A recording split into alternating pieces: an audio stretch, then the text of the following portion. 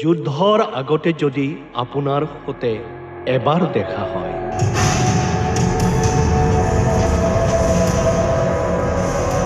যুদ্ধৰ আগতে যদি আপোনাৰ সৈতে এবাৰ দেখা হয়, মোৰ সাদৰ সম্ভাষণ গ্ৰহণ কৰিব।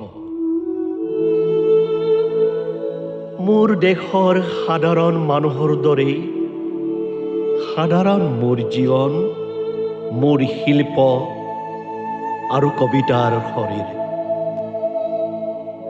মহামাৰী আৰু বানপানীৰ সৈতে যুঁজি সাৰে থাকে বহু পলকহীন ৰাতি।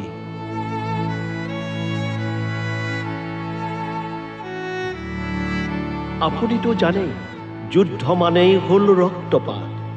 যুদ্ধ মানেই হ'ল ৰক্তপাত। কোটি কোটি মানুহৰ চকুৰ পানী, বহু পাত গাভৰুৰ তেজেৰে হাত ধুই সপোন দেখা কোনো এক সমৰ নায়কৰ সাময়িক উন্মাদনা।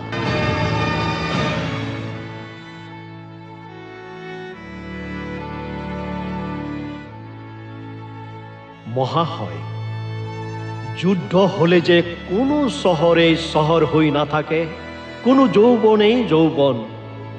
কিয়নো যুদ্ধই কাহানিও চিনি নাপায় মানুহৰ মহৎ শিল্পকৰ্ম অথবা উপাসনাৰ মধুৰ সংগীত।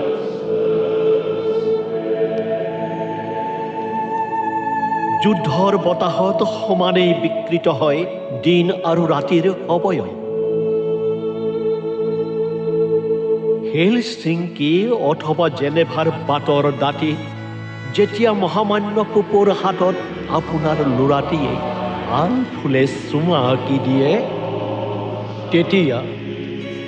তেতিয়া আপুনিতো গমকে নাপায় কিদৰে পৃথিৱীৰ অনেক দেশৰ ৰাষ্ট্ৰপতিহঁতে কণ কণ মইনাহঁতক ক্ৰুচত তুলি দিয়ে।